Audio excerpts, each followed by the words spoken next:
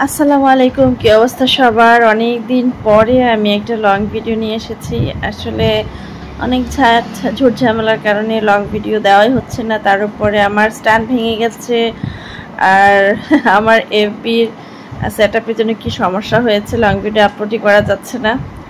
অনেক ঝামেলা, পারিবারিক ঝামেলা, যার কারণে আসলে লং ভিডিও দেওয়াই হচ্ছে না। সকাল সকাল নাস্তা টাস্তা রেডি করে নিচ্ছি। আজকে মশলা পরোটা বানাবো।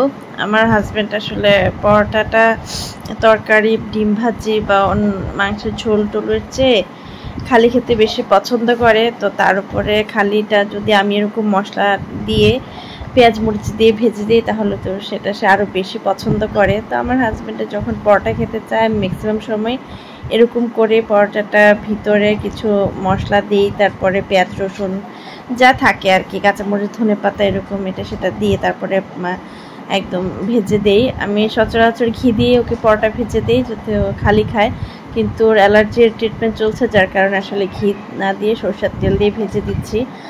এই তো নাস্তা টাস্তা শেষ হয়ে যাওয়ার পরে একটা কাজ করে নিচ্ছিলাম ফাঁকে, কারণ আমার বাসার সবচেয়ে ডিমান্ডিং একটা আইসক্রিম হচ্ছে নারকেল কুলফি। তো এটা আমি আগের দিনই বসিয়ে রাখবো যাতে অনেকটা সময় পায় ঠান্ডা হয়ে জমার জন্য। তো আমি কুলফির ব্যাটারটা আগেই রেডি করে নিয়েছিলাম, আর এখানে আইসক্রিমের মধ্যে কিছু নারকেল দিয়ে আমি ফ্রোজেন করে রেখে দিচ্ছি। প্রায় পুরো দিন থাকবে, রাত থাকবে, হয়ে যাবে। আমি আবার ভাই এই রুটি পরোটা এগুলো খেতে পারি না, খেলে আমার অনেক সমস্যা হয়, গলা জ্বলে, বুক জ্বলে। তা আমার সহজ সলিউশন হচ্ছে যে আগে বাসি ভাতটা থাকলে, বাসি তরকারি থাকলে আমি এইগুলো দিয়ে আমার খাওয়া হয়ে যায় এবং এইগুলো খেতে আমি বেশি স্বাচ্ছন্দ্য বোধ করি। সবাই হাজব্যান্ড বলে আমি নাকি বেশি বেশি ভাত খাই যার কারণে আমার ওয়েট লস হয় না। ভাই আমি ভাত খেয়েও দেখছি, না খেয়েও দেখছি, আর হচ্ছে গিয়ে ডায়েট করেও দেখেছি, কোনো ফায়দা হয় না। মাসে যদি আমার 1 কেজি ওয়েট লস হয়, পরের মাসে দেখা যায় মাথা টাথা ঘুরিয়ে পড়ে যায়, সেই আবার খেতে হয়। তো নাস্তা টাস্তা শেষ করে আমি এখানে 1 লিটার দুধ রেখেছিলাম, ও দুধটাকে আমি ছানা করে নিয়েছি। পরে একটু ছানার কালাকাত বানাবো আর কি। আর এদিকে সকালের কাজ শেষ করে তো 9টা সাড়ে 9টার দিকে আমি চলে গেছিলাম আমার বাজারে, একটু সবজি টবজি লাগে, আর কিছু ছোট মাছ এনেছি, কাচকি মাছ। তারপর এখানে কিছু একটা 5 মিছালি মাছ এনেছিলাম। এর মধ্যে দেখুন কত রকমের মাছ পাইছি, কাচকি চাপিলা মাছ, এগুলো আমরা চান্দা মাছ বলি আর কি, কয়েকটা পুঁটি মাছ, কয়েকটা চিংড়ি মাছ, কয়েকটা কাকিয়া মাছ, কয়েকটা বেলে মাছ, কয়েকটা মলা মাছ, কয়েকটা মিনি মাছ, একটা পাবদা মাছ, তারপরে হচ্ছে আর কি কি যেন মাছ অনেক রকমের মাছ আসছে আসলে। এখানে এই মাছটা আসলে কি মাছ আমার ঠিক জানা নাই, কেউ জানা থাকলে বলবেন। হ্যাঁ, এই লম্বা লম্বা মাছটা। তারপরে আবার কিছু শিং মাছও এনেছি। আসলে ছোট মাছগুলো তো আমরা খাই, আমার ছেলে তো আবার ছোট মাছ খাবে না, সেজন্য শিং মাছও এনেছি, সাথে বাঙাশ মাছ আমার দেবরের জন্য না আনলে তো হবেই না। তো এখান থেকে কিছু ছোট মাছ আমি আমার হাজবেন্ডের জন্য রান্না করে নিয়েছি। এগুলো হচ্ছে চাপিলা মাছ যেগুলোকে বলো, ওই মাছটা একটু সামান্য টমেটো দিয়ে একটু ঝোল করে রান্না করেছে। আমার হাজব্যান্ড তো তাজা তাজা ছোটো মাছ রান্না খেতে খুব পছন্দ করে। আর আমরা বাসায় আজকে হচ্ছে ভর্তা করব, বিভিন্ন রকমের ভর্তা। তো এখানে মরিচগুলোকে, অনেকগুলো মরিচ একসাথে ভেজে নিয়েছি, মাছ ভেজে নিয়েছি, মাছের ভর্তাও হবে সাথে। মরিচগুলোকে ভেজে লবণ দিয়ে খুব ভালো করে ডলে ডলে মেখে নিচ্ছি। আলহামদুলিল্লাহ আমার হাতে না সহজে মরিচ বা ভর্তা করলে সহজে আমার হাত জ্বলে না, খুব কম। যদি হাতে কোনো রকমের প্রবলেম থাকে, যেমন হাতের অনেক সময় নখের উপর দিয়ে উল্টা চামড়া উঠে, অথবা অনেক সময় নখের দাঁত আর কি বলে হাতের মধ্যে কিছু গোটা টোটা হয়, যদি ওরকম কিছু না হয় তাহলে আলহামদুলিল্লাহ আমার হাত কখনোই জ্বলে না। এইভাবে যে ডলাডলি করে ভর্তা করি বা কামরাঙ্গা মরিচ খাই অনেক রকমের, আমি কিন্তু প্রচুর মরিচ খাই, আমার ওরকম জ্বলে না। অনেকে দেখি মরিচের ধরে খেলেই নাকি জ্বলে, আমার আবার ওইরকম সমস্যা হয় না। তো প্রথমে আমি পেঁয়াজ মরিচের ভর্তাটা মেখে নিয়ে তারপরে হচ্ছে এই ভর্তা থেকে অল্প অল্প করে নিয়ে সব কিছু সাথে দিয়ে ভর্তা করে ফেলছি। প্রথমে মাছের ভর্তা করেছি, তারপরে হচ্ছে ডিমের ভর্তা করেছি।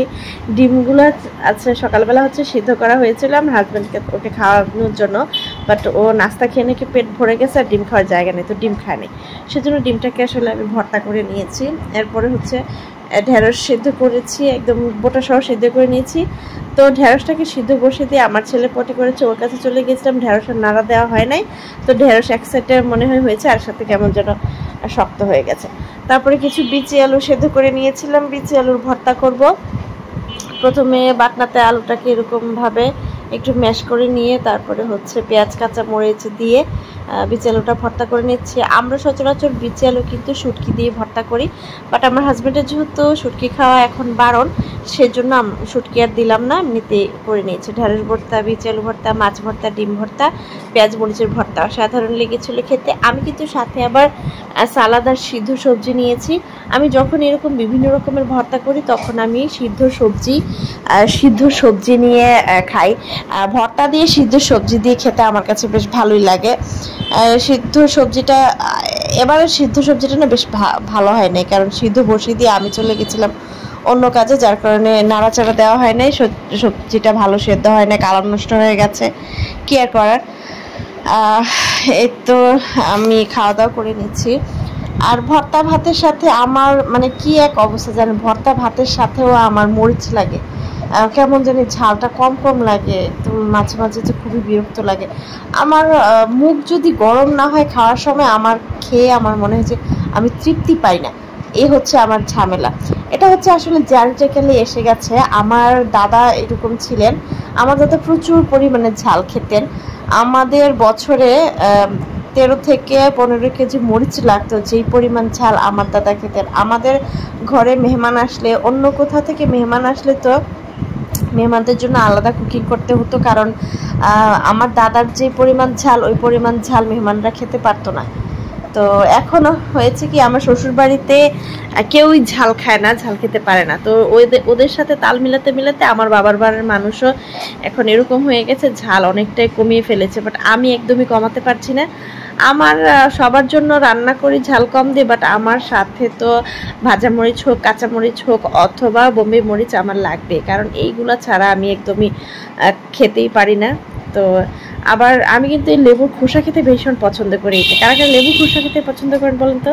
তারপরে সন্ধ্যাবেলা তো জাম্বুরা মেখে, পেঁয়াজ পোড়া দিয়ে জাম্বুরা মেখে খেয়েছে। আমরা চুলায় পোড়া দিয়ে এখানে পোড়া দিলাম। আজ এ পর্যন্ত। ভিডিও ভালো লাগলে অবশ্যই লাইক কমেন্ট শেয়ার দেবেন। আল্লাহ হাফেজ।